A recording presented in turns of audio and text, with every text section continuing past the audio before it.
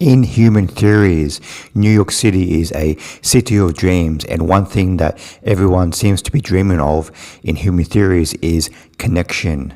Intertwining 40 different vignettes featuring the melange of residents that call New York City home, Human Theories shows the many trials and tribulations that people encounter while searching for ways to connect.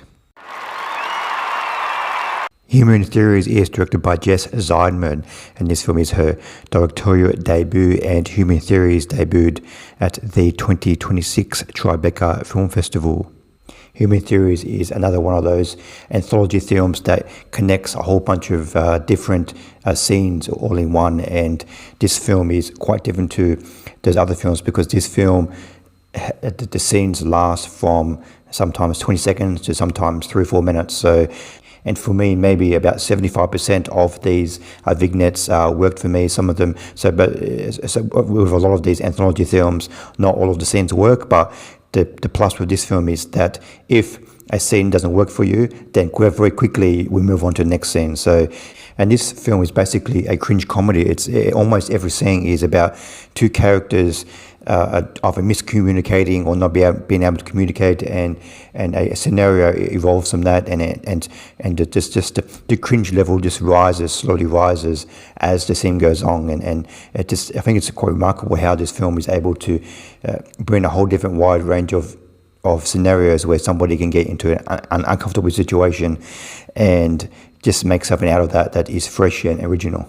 And also quite remarkable that this film has, because there's so many scenes in this film, this film has at least 100 different actors throughout the film, and there's not one false note in the acting. Like every actor in this film, be it professional actors and non-actors, bring their A game to this film, and it's quite remarkable that there's not a false note in the acting whatsoever in this film.